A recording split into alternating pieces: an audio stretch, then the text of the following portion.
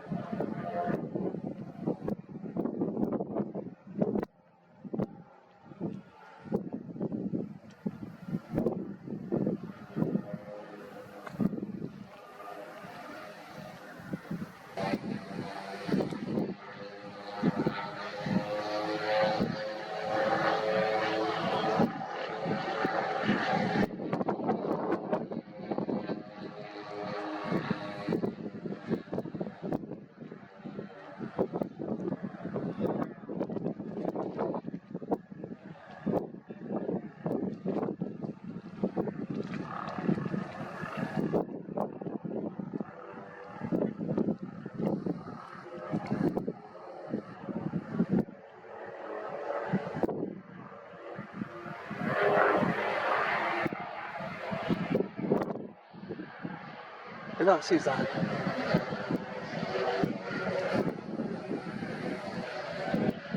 Berettas dry out as well. So one that's had winter storage or literally new out of the box can take a little bit of work to get its first run running correctly. They seem to pop. I agree with you there entirely. It makes such a lovely noise. The two come past us now. Very, very nice indeed. So realistic.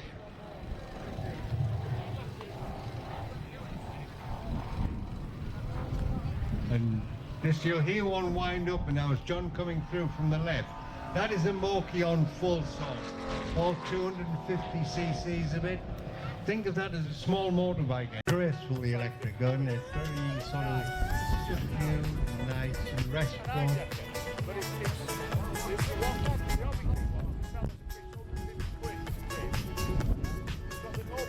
Still quite aerobatic. 48 in the yellow. They were actually at one time, the full size, were a display team, and it was one of the most graceful display teams you'll ever seen. They'd fly parallel flight paths, but one would be inverted and one would be terrestrial. And very effective displays they gave. Just had a quick word there with Paul Gosling, Paul from Nexus Models, the owner of the beautiful Fox out there that's 7 metre span. Just to thank him really for providing the Powerbox hats that we have on sale here. Money is going to the LMA. We might split it with a charity as well. But if you want a Powerbox hat, a Powerbox hat.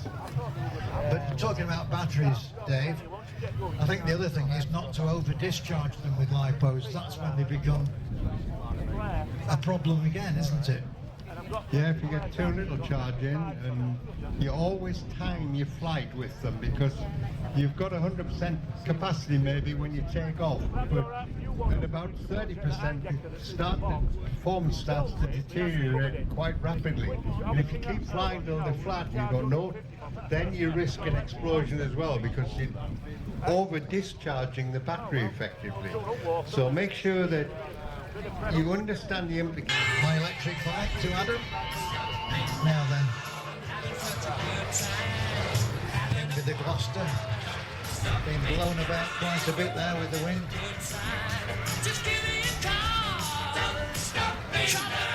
Well, that was a great effort. Make spares work out of a plastic bag, well, why not? But then it'll be hopefully kitted and available to the public. So, leather cut with wood pack, with cowls. So they're coming in at what, about 84-inch wingspan? So 84-inch, so in all units, 7 feet, 40cc petrol. It's just an island full of 38 or 48, just depends how you build it. Depends what you cover it in for weight and everything else. But this is going to be coming along. The team are working hard on it. And it was just to give them a little bit of a plug for what they're doing and their activities. Do try and bring the authenticity of the American air races to the public, and yeah, we normally put the magic flags out, the turn flags, but as you'll realise today, people, just too windy really. It's quite a challenging day, I think. Yeah, challenging. Keeps them on the toes though. They're not getting any younger. So, yeah. Andy, yeah, are going to put on a fabulous display of scale jet flying. Yes, thank you for that, Dave. We have the very nice F-18, obviously of Top Gun and Maverick fame. Blue Angels. And we got the F-100 Super Sabre. The carry on from the F-86, the late 100 was a Super Sabre.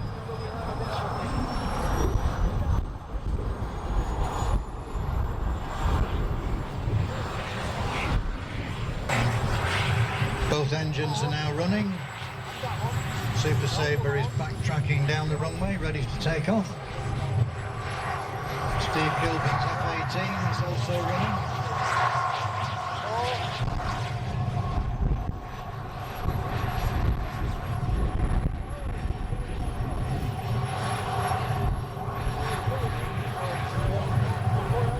Okay, final checks before before takeoff. Look at the landing lights. That lights all over these Unilight systems.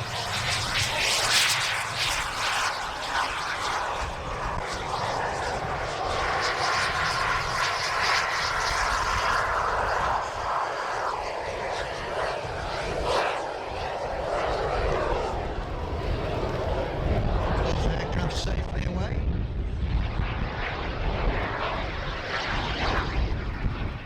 Two very, very fine examples of scale jets.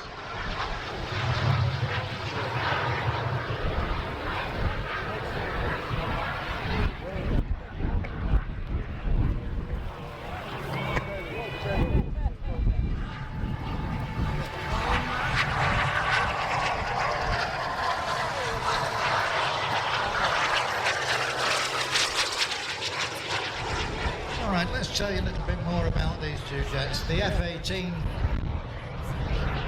flown by Steve Kilburn.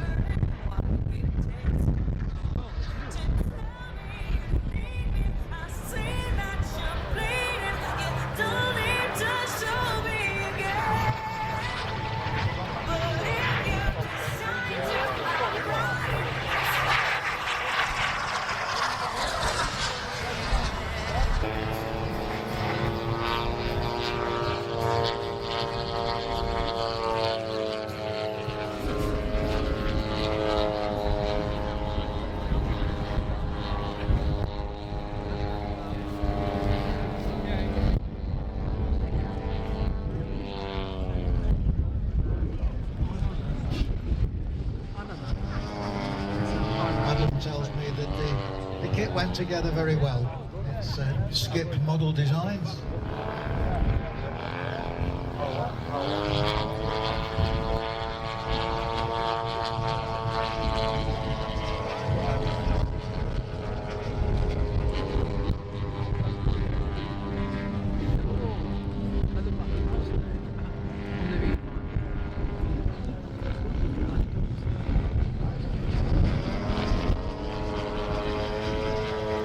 Not easy to do on a day like this when the wind is quite variable.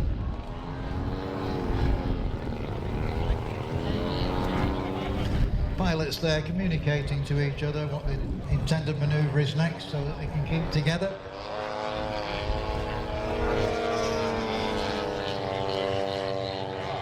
I'm back from just grabbing a bit of lunch from the caravan at whatever it is, 3 o'clock now.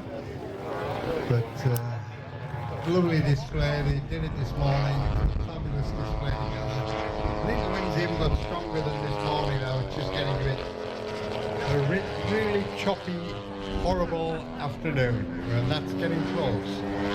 I know it's still windy, but I'd just like to give a mention as well to the BMFA training people while you're watching these aerobatic biplanes and wondering, well, could I do that? I'm not really sure, but you're welcome to go along and give it a try at the BMFA. You can either go to the tent and inquire about it, or you can simply, I know it's a drive for about 1 mile down the perimeter, so you drive along the road you came in, you keep heading as if you're going off the end of the ride as a quite at home.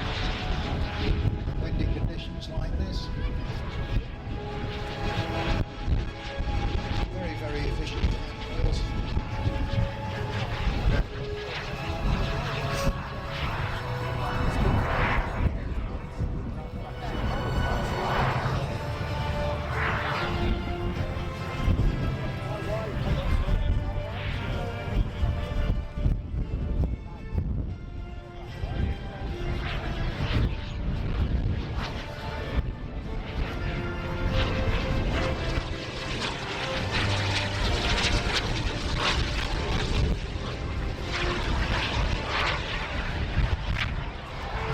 As low as it can take. It's up to 10. It's a generation 4, which is not quite the latest one. Generation 5 are the ones with a very rapid start. So it's almost the latest version, not quite. 27 kilograms in weight. Guidance is quite a few times. 9 servos on board, working hard there.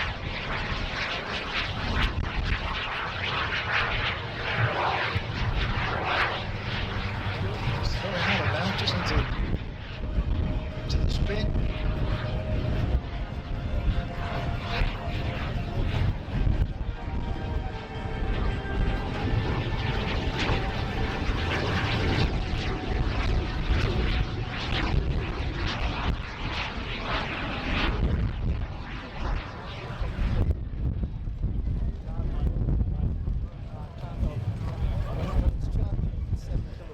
We're now moving into the second part of the display.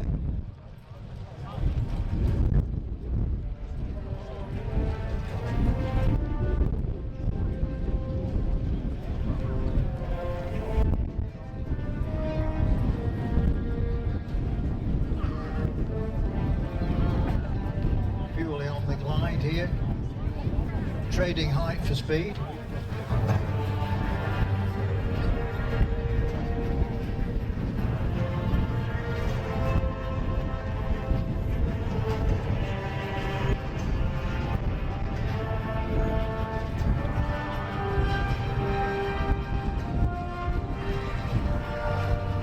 Typical S-shaped manoeuvre there to lose a little bit of height without gaining forward speed.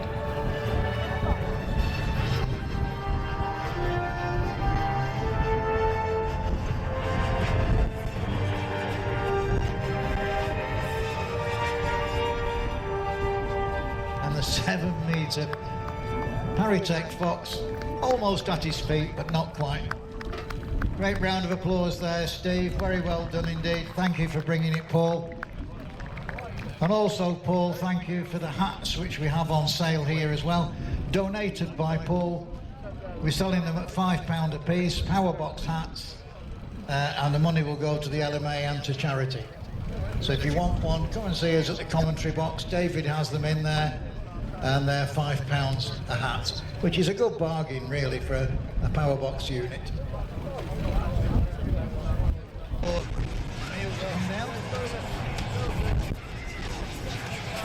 I'm amazed at how these landing lights, navigation lights, are so good now.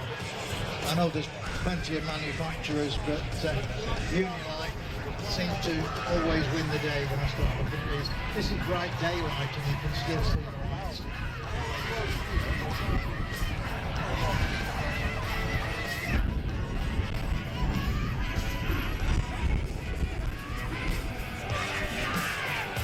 And safely down there by Neil. Great flying there, guys. We enjoyed that. Round of applause, please, for Neil Garnett and Tim Jackson.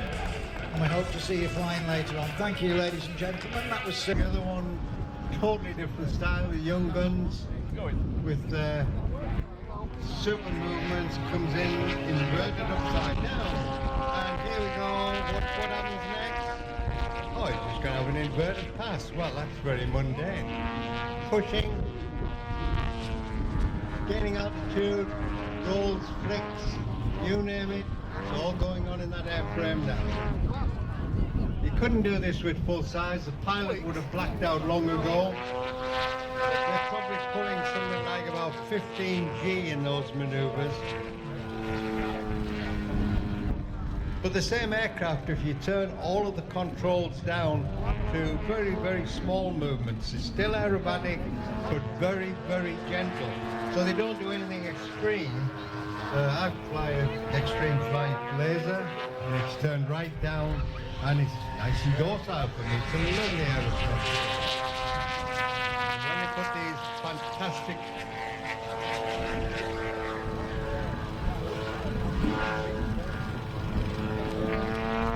this is Tom flying now. Whoa, throw a few flicks and tumbles in up there.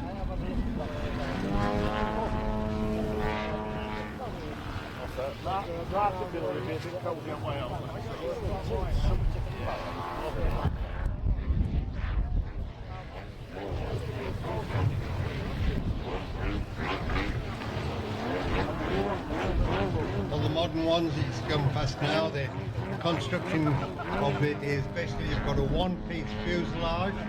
The tail halves slide onto carbon shaft, and then they're attached with a couple of screws to the fuselage, and then the wings slide onto a big fat carbon spar, which then takes all the stress of the maneuvers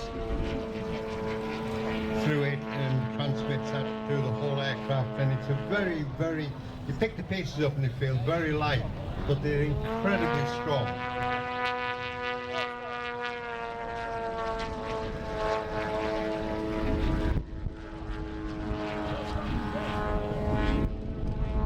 Covering is an iron-on material. Be something like, usually the good ones are using auto cover, the German product.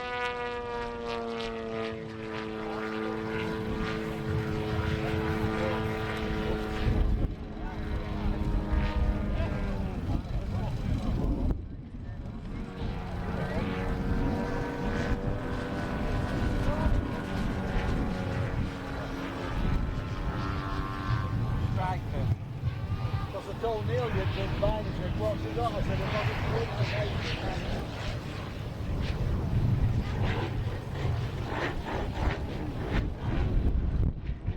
The engine blipping up and down. What he's doing there is using the torque.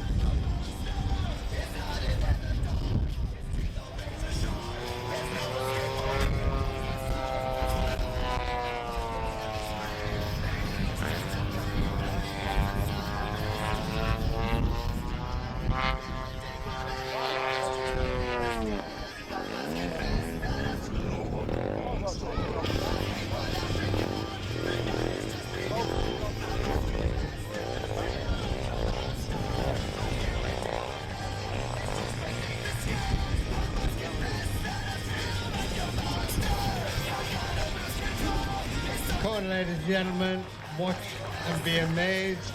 That was Adam on full 3D aerobatic duty.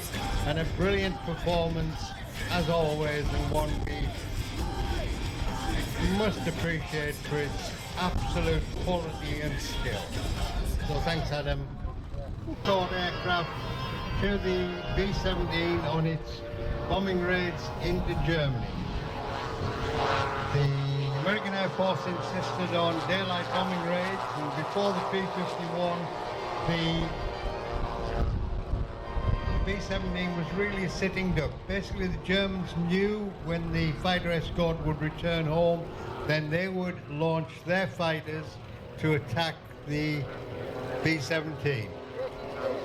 But the Mustang, again, I've got Mustangs on the brake, sorry. The P-51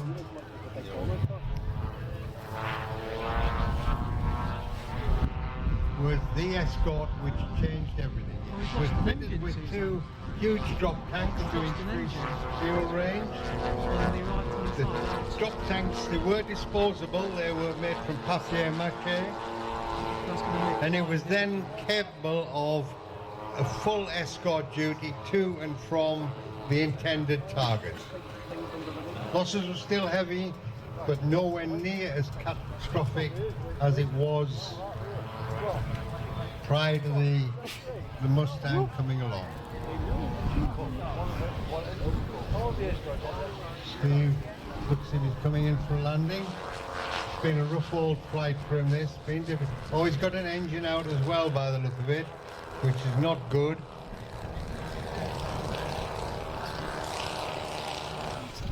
Dawn. Yes, well done, sir. And for both of them, Adam and Steve, a big round of applause because first one up.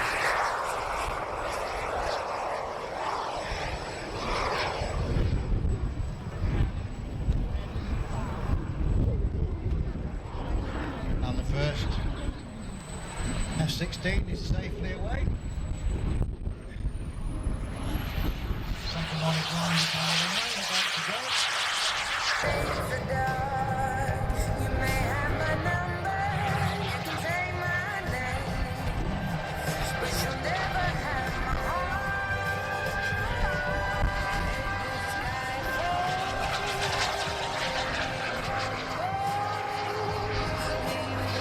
All that is controlled by an electronic management unit, a bit like the ECU in your own car, which you have now.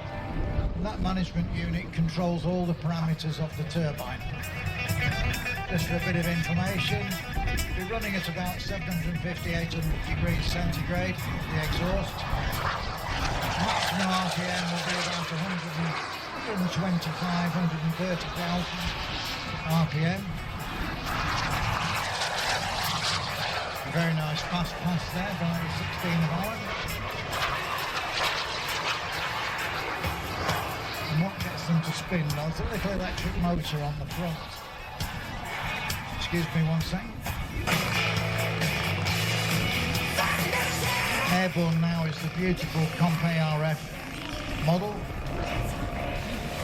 and the Stinson. Composite ARF Flybaby. It's got a lovely, I think it's a Valac engine in the front of that.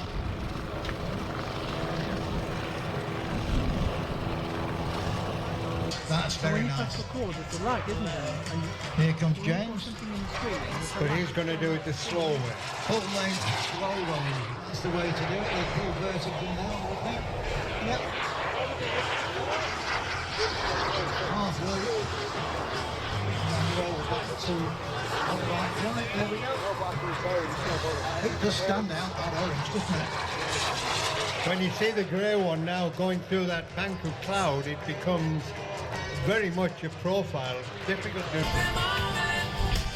It's going to realise that it's coming downwind, the speed's going to build up rapidly, and you'll hardly hear the turbine as it comes down here, using the energy from the wind.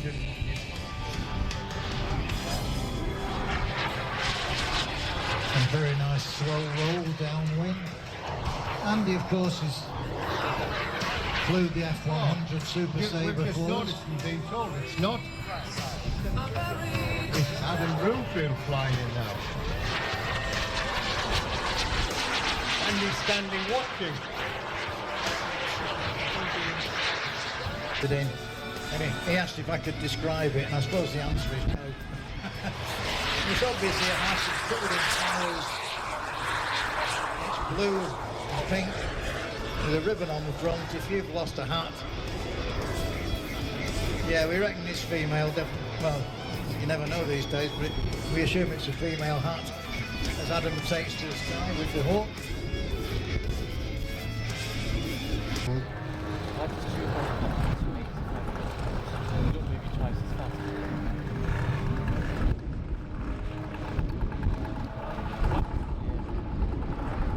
Keith was one of the first people in the LMA really to start thinking about multi-engine big aeroplanes. His first was if I remember this history correctly, his first was a 4-engine Lancaster. Now there were no big petrol engines around then, or engines that could be usable. So what Keith did was he had 4 Super Tiger 25, the old glow plug engine, 25cc, and then that was converted to operate with spark systems and all sorts of things to make it reliable. And that aircraft performed absolutely admirably until I think there was a time here at Elvington where it, whether it was a system failure or whatever, but it met its end. We're not taking that out of the coast.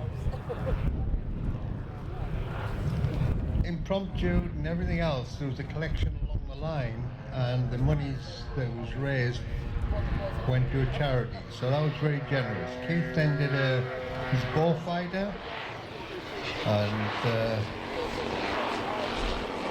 that one again, that was performing admirably, and it was an incident at Duxford where he had the bomb on the bottom.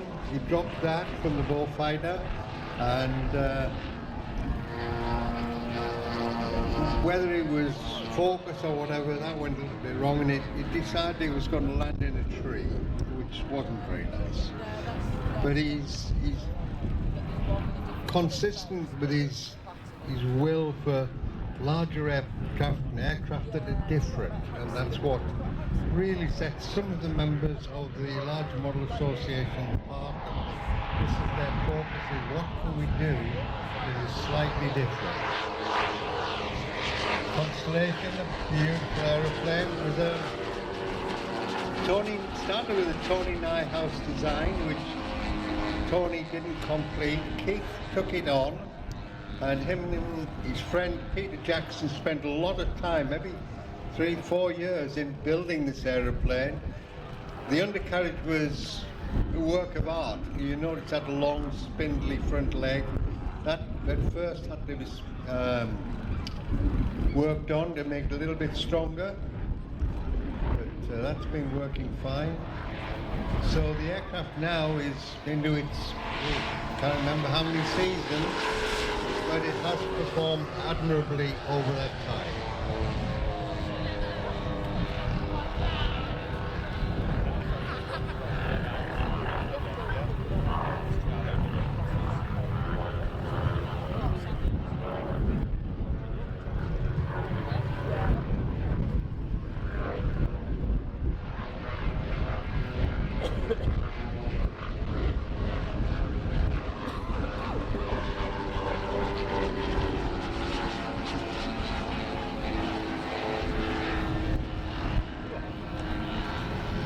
When you stand up next to it and you realise just how big it is, and the power coming out of those engines to drive it is, it's an absolute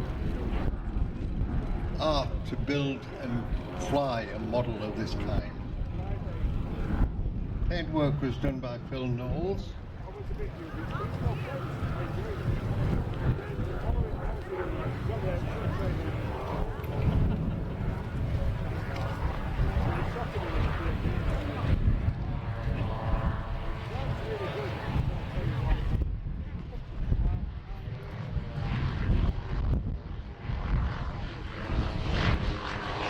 It's not just the building one of these aeroplanes, it's when you start to flip it out, you realise, well, I've got that many ailerons, that many flaps, I've got retracting undercarriages, elevators, lights, all to contend with. And in the back of this aeroplane, the amount of wiring is absolutely colossal.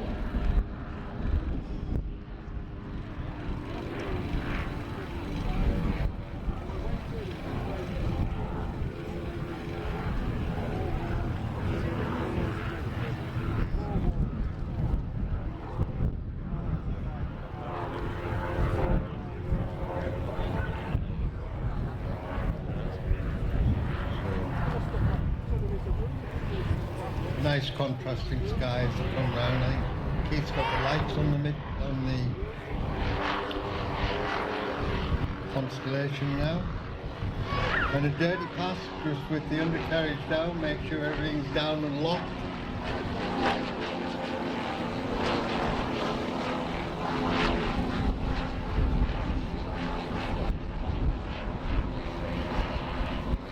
Very contrasting aeroplanes, and the pilots will be juggling the throttles to try and keep that formation close.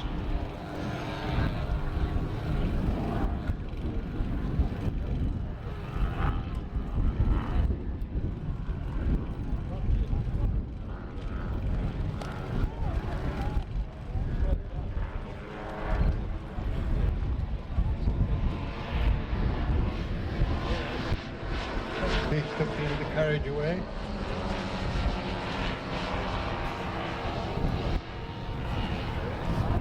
As soon as he turns crosswind, you see how the drift on it pushes the aircraft. And I think this is Steve coming round for his landing.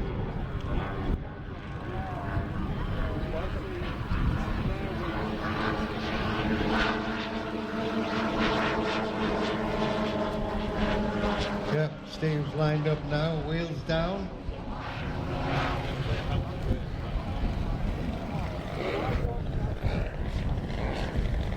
You hear him working throttles, judging his speed, his distance, keeping it all nice and level.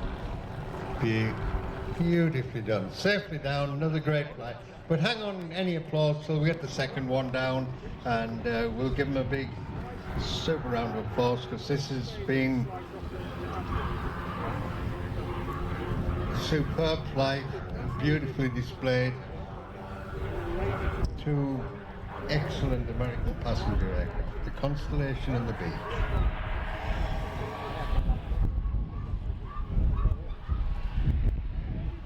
Keith on his long, slow approach now, but he'll be keeping power on. There's so much drag on this aeroplane, the wheels down and everything else, that it does need to keep it on, keep it on. Look at that, ladies and gentlemen. Come on, let's hear it for Keith and Steve for a brilliant performance. He'll be happy with that now.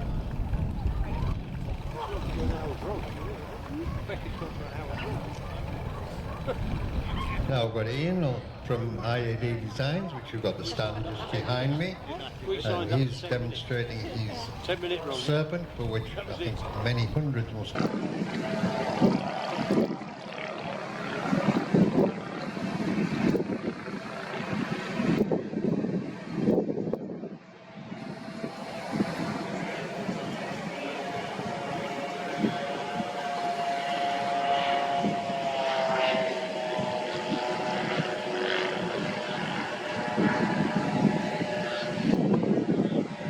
Well, the torches up again.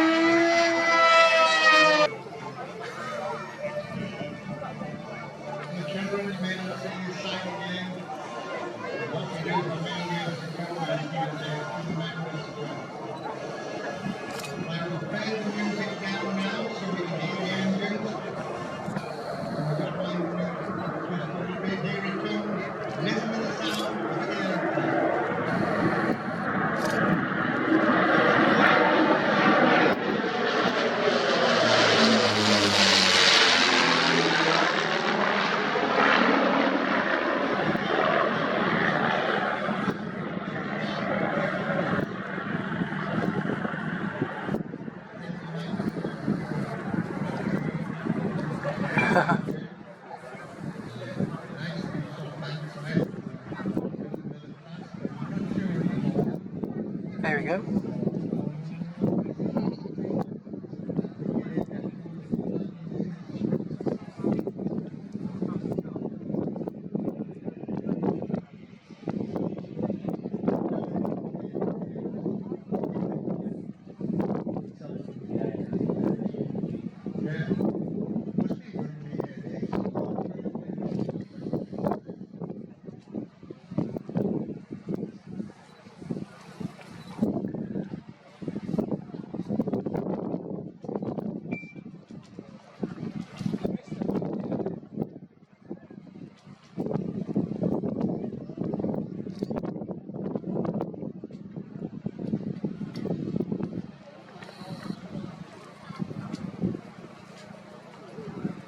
Oh yeah.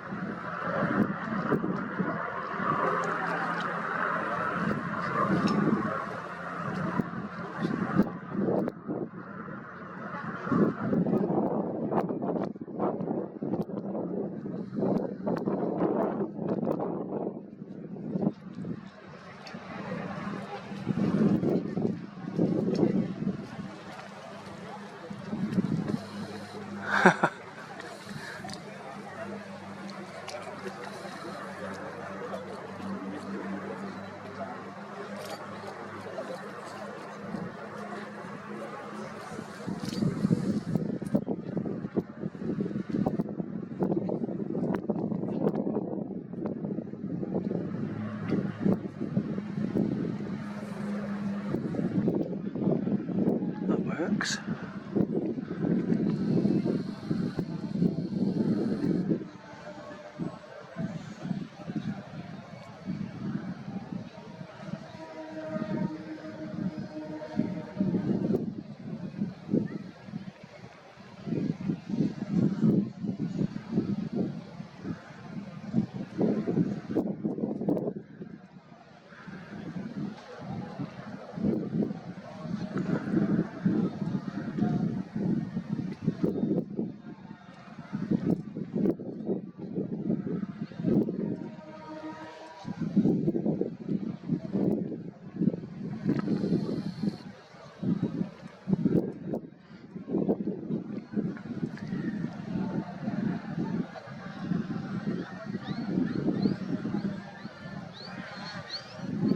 What's that?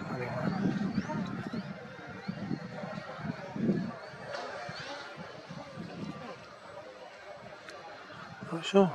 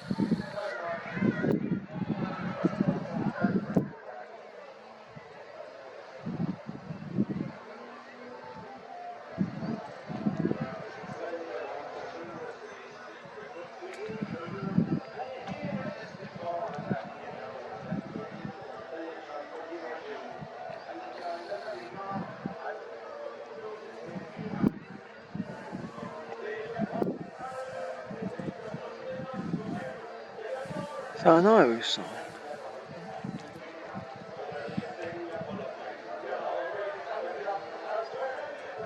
Or Scottish?